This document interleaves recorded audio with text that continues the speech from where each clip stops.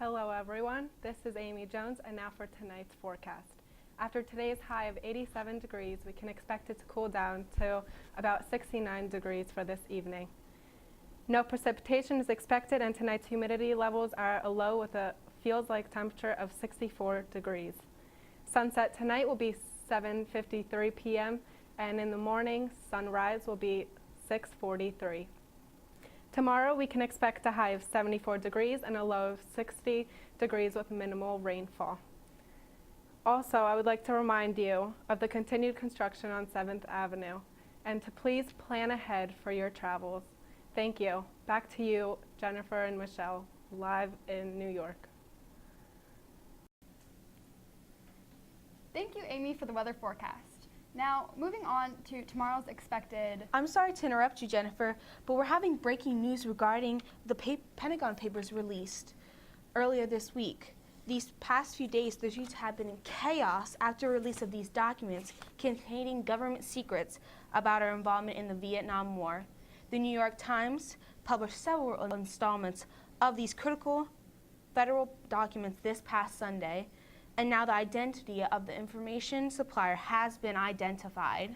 As we know, our nation's battle in Vietnam has been going on for the past 16 years. The country has used much of our time and resources in the struggle, but our government has released minimal information on our involvement. The media has attempted to bridge the gap between the reality of the situation and what President Nixon has attempted to pass off as minor details. Our nation's efforts to stop communism has often clouded officials' judgment. Many of today's youth protest against our involvement in the seeming lost cause. The Pentagon Papers appear to confirm the suspicion that the government officials are hiding the truth from the public. The documents not only revealed that Nixon had provided false information, leading the country to believe we were actually winning when in truth falling further behind by the day, but also revealed other false information about the cover-up that the JFK administration actively helped overthrow and assassinate the South Vietnamese president in 1963. Our sources confirm that the individual responsible for releasing the papers is former Marine and current Marine military analyst Daniel Ellsberg. Allegedly, Ellsberg began photocopying a report originally called the Report of the Office of the Secretary of Defense Vietnam Task Force, but is now known as the Pentagon Papers. Ellsberg has been identified as the source of the information, but is currently hiding from authorities. In his expertise, Ellsberg determined the war unwinnable and felt the public must know. After secretly photocopying several pages from the report, Ellsberg approached many members of Congress, but none took action. He eventually turned to the press, the New York Times being first to publish the previously top-secret information on the 13th of June this year. The possibility of an accomplice is likely, but not yet identified. Possible charges against Ellsberg include espionage, conspiracy, and stealing government property. However, his self-sacrifice has helped surface the United States' active government deception and brought new energy to the raging protests against the United States. We now have anchor Amy Jones in our nation's capital reporting on one of the most active protest sites in the country. Amy, what can you tell us about what you're seeing now?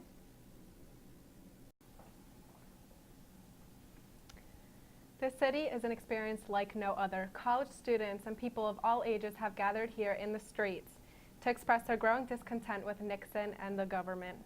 They chant and wave their homemade signs with unwavering energy. You can hardly hear yourself think. Movement leaders continue to amp up the crowd, causing the protests to become louder and more aggressive. Hundreds arrive by the hour. However, the crowds today do not seem to be participating in any acts of civil disobedience, meant acts to provoke arrest.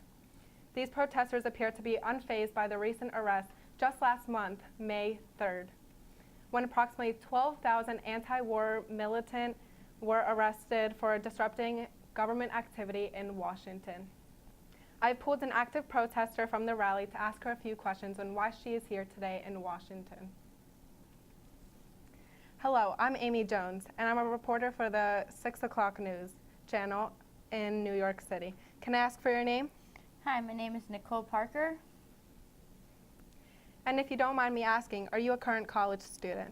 Yes, I'm a college student at Georgetown University. I'm a senior. And what motivated you to come here today, Nicole? Well, probably the same reason we all are here. I'm here today because I disagree with what our government is doing in Vietnam right now. Like, I have friends that were sent overseas for a lost cause, and the nation is being careless, and I guess I'm just a bit upset about that. I'm sorry to hear that. May I ask, did you come with a group of people? Yes, I came with a club from my college. Interesting. What club? It's called the Students for a Democratic Society. We advocate for peace, civil rights, stuff like that. Then we get more people joining every day. That's great. And Nicole, how are you feeling with everything that is going on today and what you're seeing? Well, I guess I'm really glad to see so many people out here today. I can't lie, it's a bit overwhelming with such a large and hectic crowd, but this is what democracy is truly about. Everyone has the chance to voice their opinion, and our country's been so divided these past years, but here today we all want the same thing. And we're just looking for peace and want the endless violence to stop. Our government has sent too many untrained boys over to Vietnam to die for no reason. It simply just needs to stop. The Pentagon Papers have proved to us that we're not going to win, so why even bother continuing? Wow, you are very brave for voicing your opinion. It's so amazing to see so many people like you coming together to fight for what they believe in. Thank you. It just really bothers me that the government is being careless and doesn't do what's best for our country. Like, if we aren't going to win, then why even bother continuing? I just don't understand why we are in Vietnam anymore. We claim to be the protectors of democracy, but I feel like we need to force ourselves before we influence other countries. America just needs to try to stop imperializing countries and controlling everything. Some things are simply out of our control. And one last question for you. If the president was watching right now, what would you want to tell him? Probably to stop letting our people risk our lives over nothing. Stop the lies you're feeding us every day. Wake up and realize that no matter what you try, we're not going to win. I speak for all of America when I ask you, do you know what is right? Stop this war. Vietnam is no longer our battle. It has been made very clear by Daniel Ellsberg and the Pentagon Papers. Listen, I beg you, please send our soldiers home. Thank you for your time. I hope your voice is heard. Thank you. End the war! End the war! End the war! Thank you for listening. And as you can see, many people are unhappy with the government right now. And the big question remains, how will the government respond to the discontent of the people? Back to you, Jennifer Michelle, for more on this and other pressing issues. Thank you, Amy, for letting us take a closer look at the protests in Washington. At this time, we would like to switch over to another issue regarding Nixon in this morning's press conference. The president declared the drug abuse as public enemy #1 now. The conference was conducted with his newly appointed drug authority, John Ehrlichman. He stated that in order to fight and defeat this enemy, it is necessary to wage a new, all-out defense.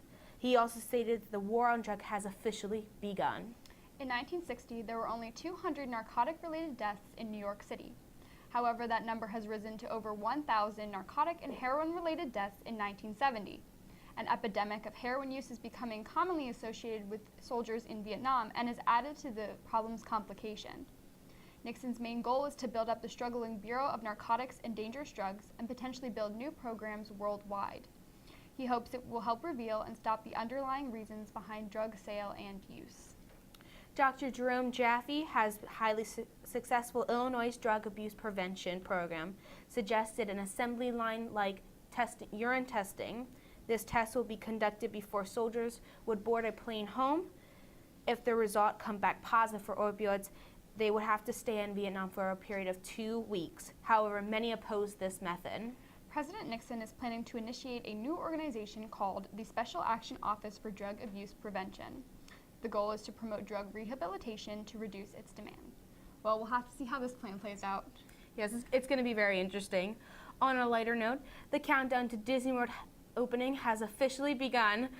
The park's opening day is scheduled for October 1st of this year. Just a short 3 months away, 105 days away. But who's counting? Well, I know I am.